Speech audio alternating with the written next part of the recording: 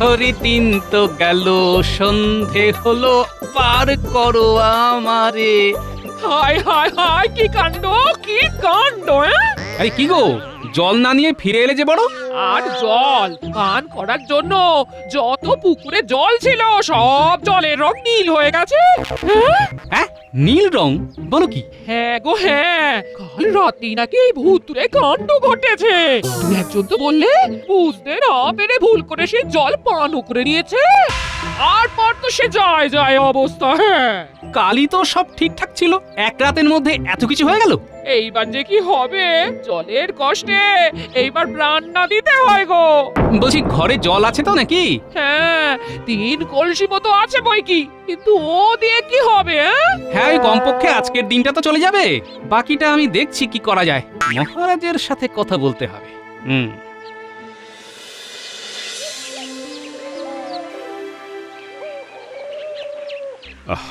গোপাল, কি করি বলো তো?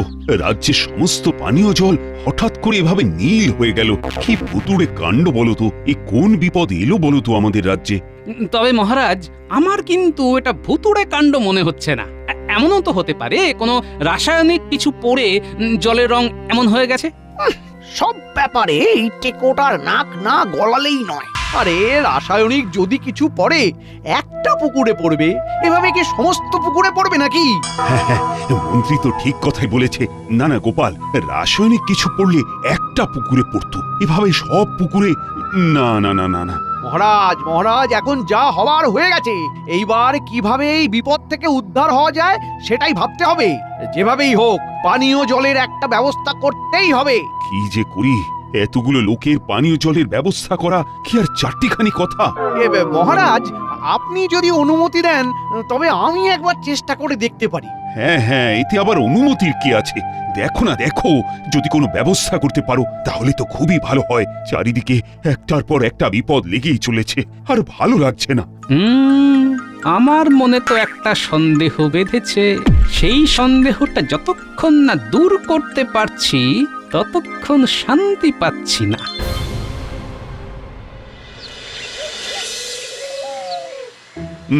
তাহলে তুমি ওই পুকুরের জলগুলো পরীক্ষা করতে চাইছো? হ্যাঁ মহারাজ, আমার মনের ভেতর একটা সন্দেহ হচ্ছে। এমনও তো হতে পারে কেউ ইচ্ছে করে কিছু একটা ওই জলে মিশিয়ে দিয়েছে, যাতে আমাদের কৃষ্ণনগর রাজ্য বিপদে পড়ে। হ্যাঁ, এটাও কিন্তু হতে পারে। তুমি এক কাজ করো, তুমি বিজ্ঞানীকে দিয়ে একবার বরং পরীক্ষাটা করিয়ে নাও। হ্যাঁ,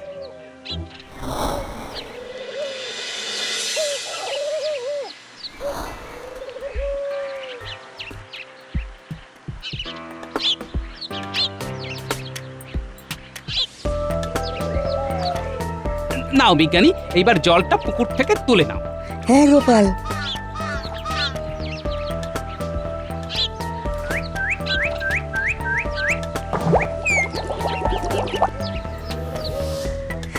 গোপাল, চলো, হয়ে গেছে।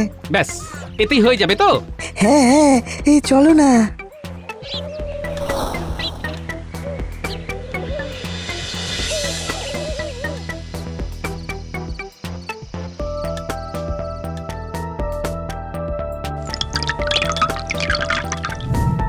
আরে, জলের রং তো পুরো নীল থেকে গোলাপি হয়ে গেল।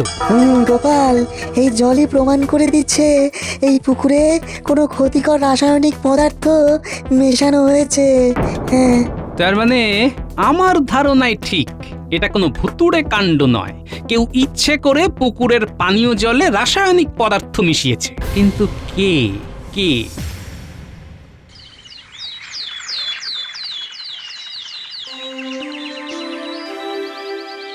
কি বলছো গোপাল? তার মানে কেউ ইচ্ছে করে এই কাজ করেছে? আমি বলছি না মহারাজ, বিজ্ঞানীর পরীক্ষাই সেই কথা বলে দিচ্ছে। আগে মহারাজ, আমি পরীক্ষা করে দেখেছি পুকুরের সমস্ত পানীয় জলে কেউ ইচ্ছে করে এক ক্ষতিকর রাসায়নিক পদার্থ মিশিয়েছে।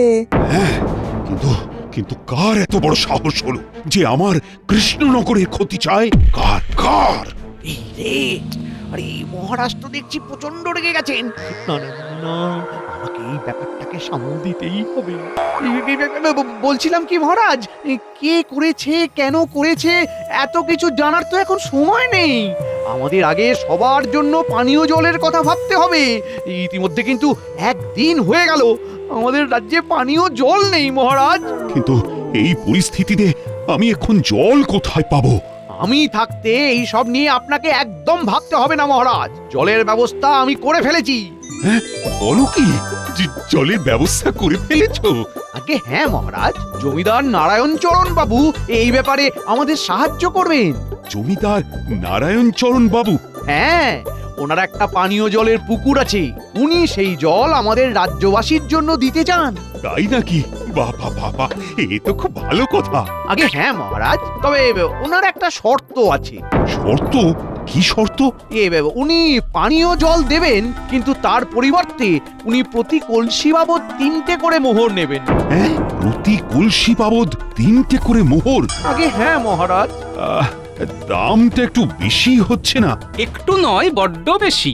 গ্রামের সাধারণ লোকেরা এত অর্থ কোথায় পাবে? দেখুন মহারাজ, সবার এখন জলের প্রয়োজন, আর মানুষের প্রয়োজনের কাছে তার অর্থটা কিছুই না।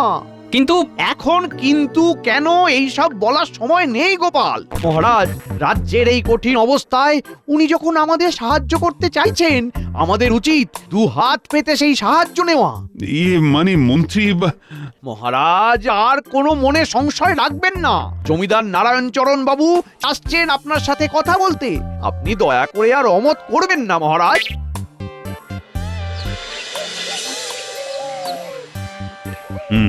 তাহলে আপনি বলছেন আপনার ওই পানীয় জলের পুকুর থেকেই আমার রাজ্যের সবাই জল নিতে পারবে? হ্যাঁ, কোনো অসুবিধে নেই। মন্ত্রী মশাই আপনাকে সবটা বলে দিয়েছে তো? হ্যাঁ হ্যাঁ, মন্ত্রী সবটা বলেছে। বলছি, অর্থের পরিমাণটা একটু বেশি হয়ে যাচ্ছে না? কি যে বলেন, আমি মহারাজের থেকে বেশি অর্থ নেব? এটা কখনো হতে পারে? আসলে আমারও তো এই একটাই পানীয় জলের পুকুর। এইবার সবাই মিলে সেখান থেকে জল নেবে, এইটুকু অর্থ তো প্রদান করতেই হবে। আর আপনাদের যদি অসুবিধে থাকে তবে আমি চলে যাচ্ছি। গোপাল, একটু চুপ করো। রাজ্যের এই বিপদে উনি যখন নিজে সাহায্য করতে চাইছেন, তুমি আর দামাদামি করে রাজ্যকে বিপদে ফেলো না। না না না, আপনি যাবেন না। আপনি আমাদের এই বিপদের দিনে সাহায্য করতে চাইছেন, আপনার এই সাহায্য আমরা 2 হাত পেতে নেব। রাজ্যে ঢেঁড়া পিটিয়ে দেব। কাল সকালে সবাই আপনার পুকুরে অর্থের বিনিময়ে জল আনতে চলে যাবে। এইবার সবার কলসির সাথে সাথে আমার পকেটটাও ভরবে।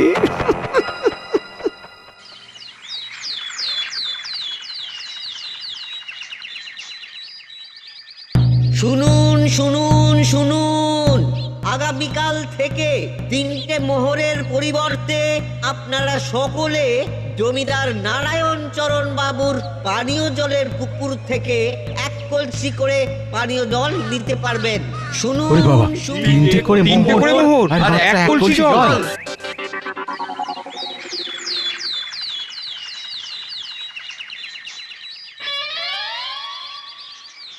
কতক্ষণ ধরে এই রোদের মধ্যে দাঁড়িয়ে আছি? এইভাবে দাঁড়িয়ে থাকা যায় নাকি? আমরা জল নেব কখন? জল কখন নেব? জল কখন নেব? চুপ, একদম চুপ করে থাকো। একটাও কথা নয়। আমাদের যখন ইচ্ছে হবে তখন জল পাবে, তার জন্য চুপচাপ দাঁড়িয়ে থাকতে হবে।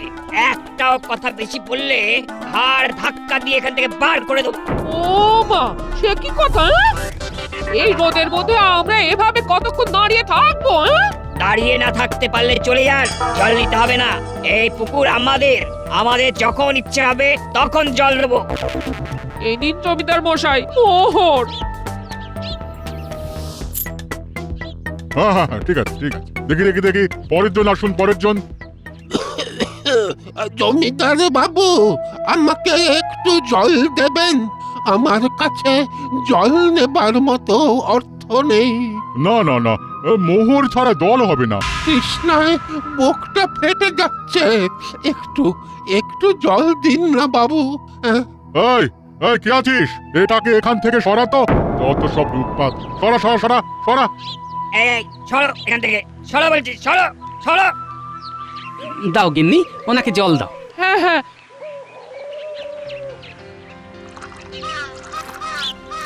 জমিদার মশাই, ছোট মুখে একটা কথা বলছি। আপনার এতটাই লোভ যে একজন বৃদ্ধ মানুষ একটু জলের জন্য তৃষ্ণায় ছটফট করছে, সেই সময় ওনাকে এক কণা জল না দিয়ে ছুঁড়ে ফেলে দিচ্ছেন? এটা কি আপনার নামের সাথে শোভা পায়? আছেন তো ছাতার নিচে, গরিবের কষ্ট বুঝতে পারছেন না।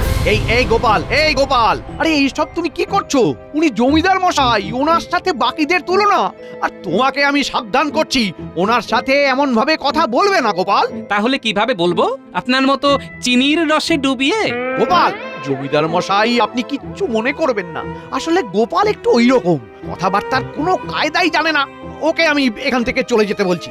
এই গোপাল, গোপাল, তুমি এখন যাও তো দেখি, যাও। কিন্তু উনি যেটা করছেন। উনি যা করেছেন বেশ করেছেন, তুমি যাও তো বাপু এখন। কি ব্যাপার? মন্ত্রী মশাই হঠাৎ এই জমিদার বাবুকে এত তোলা তোলা করে রাখছেন, ব্যাপারটা কি? উনি তো স্বার্থ ছাড়া কিচ্ছু করেন না। তাহলে এখানে ওনার স্বার্থটা কি?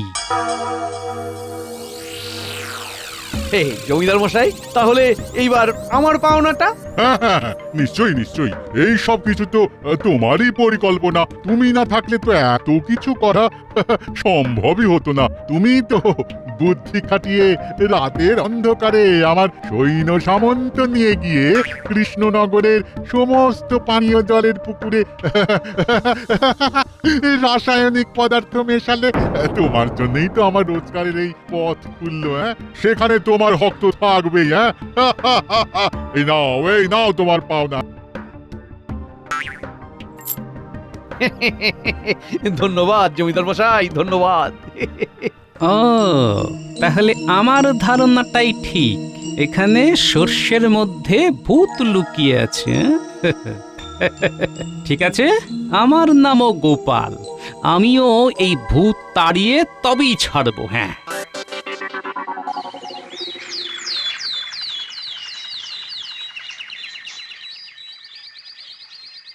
গোপাল দাদা, কি বিপদে পড়লাম বলেছো? এই জল কেনার জন্য তো এবার আমাদের ঘটি বাটি সব বেচতে হবে।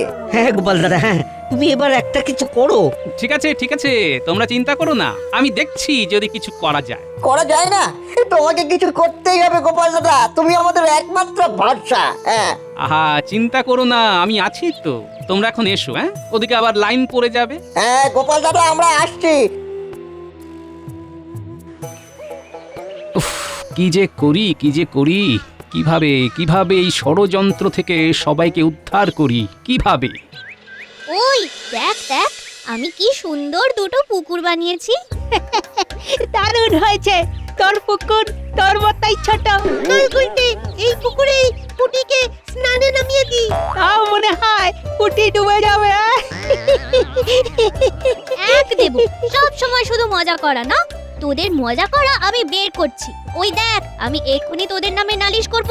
ও দাদু, ও গোপাল দাদু, দেখো না এরা কিরকম আমার সাথে মজা করছে। ও দাদু, শুনছো? কিছু বললি? এই দেখো না, আমি পুকুর বানিয়েছি আর ওরা মজা করছে। তুমি বলো, সুন্দর হয়েছে না এটা? পুকুর?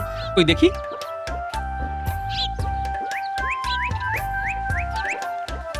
কি গো দাদু, ভালো হয়েছে না? ও দাদু বলো, চুপ করে গেলে কেন? কি ভাবছো? পেয়েছি, ও দাদু, উপায় পেয়ে গেছি।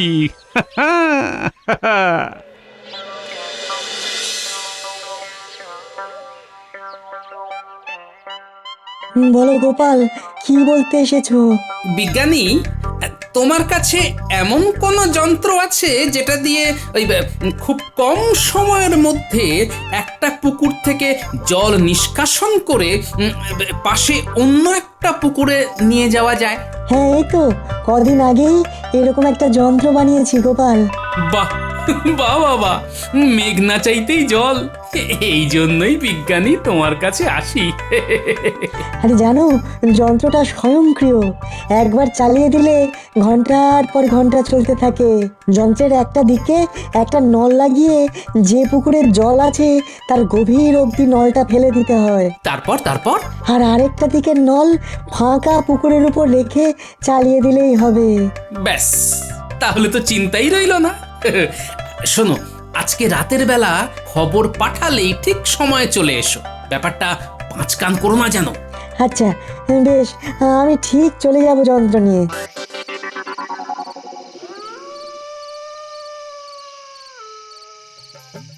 তাহলে যেমন বলেছি তেমন ভাবে কাজ শুরু করো। আজ রাতের মধ্যেই কিন্তু কাজটা শেষ করতে হবে। কিছু চিন্তা করবেন না গোপাল দাদা, সব হয়ে যাবে।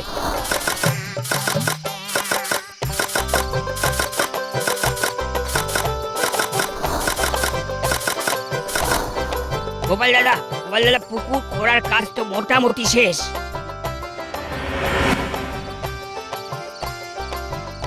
ওই তো বিজ্ঞানীও আসছে যন্ত্র নিয়ে। এইবার মজা দেখো। আমি এই বড় নলটা জল ভরা পুকুরে নামিয়ে দিলাম।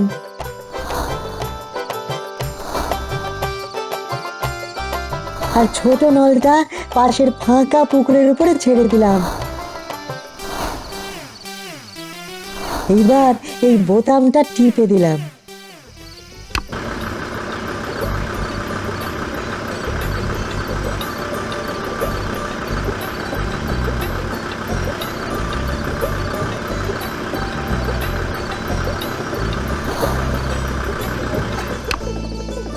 বুঝলে গোপাল, এই যন্ত্র অনেক দিনের গবেষণার ফল।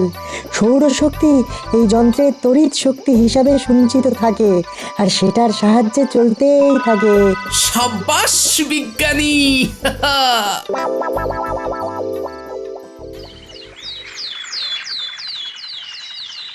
এসো এসো এসো, সবাই এসো, যত ইচ্ছে জল নিয়ে যাও। একই এসব কি হচ্ছে? এসব কি হচ্ছে? দেখতেই তো পাচ্ছেন সবাই পুকুর থেকে জল নিচ্ছে। কিন্তু এটা কি করে সম্ভব? আমার আমার আমার আমার পুকুরের সব জল কোথায় গেল? সেটা তো আমি জানি না জমিদার মশাই। আপনার পুকুর, আপনার জল, আপনি জানেন। আমি জানি মানে? এক রাতে পুকুরে সব জল গায়েব হয়ে গেল, আর এখানে আর একটা পুকুরের কোথা থেকে? এই পুকুর আমি এক্ষুনি বন্ধ করে দেবো, এক্ষুনি বন্ধ করে দেবো। কেন জমিদার মশাই? এই পুকুর যেখানে আছে সেটা তো আপনার জমির মধ্যে পড়ে না। তাহলে আপনি কিভাবে এই পুকুর বন্ধ করবেন?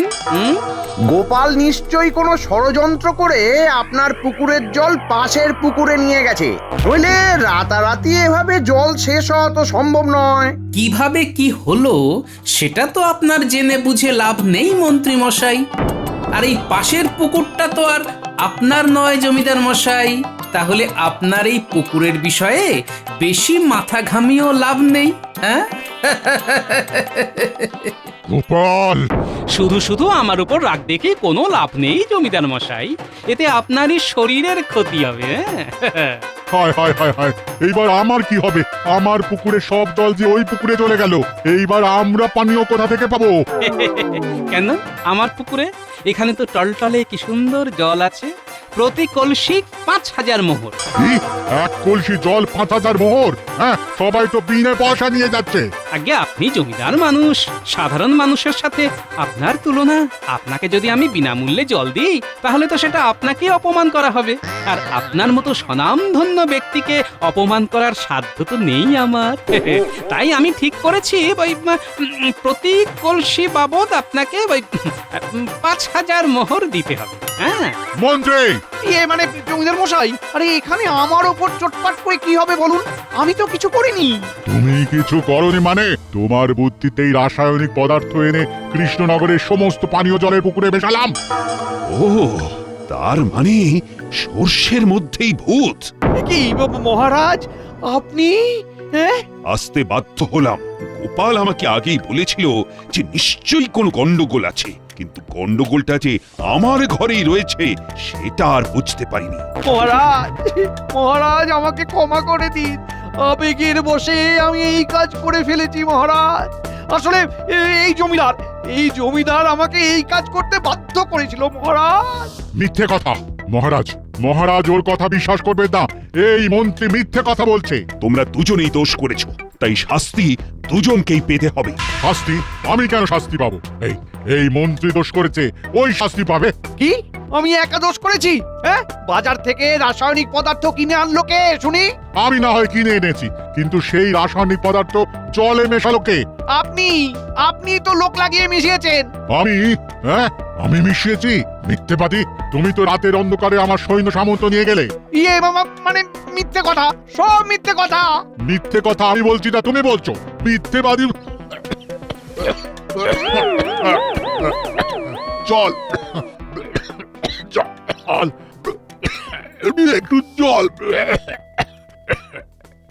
আগে 5000 মোহর, তারপর জল। দিয়ে দাও।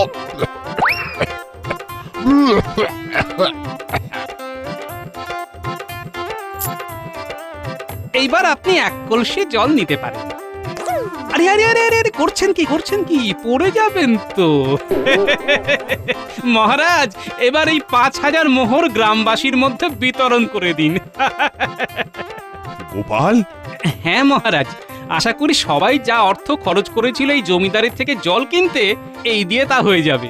আর যদি কিছু বাকি পড়ে তা ওই মন্ত্রী মশাই দিয়ে দেবেন। কি মন্ত্রী মশাই, দেবেন তো? হ্যাঁ, আমি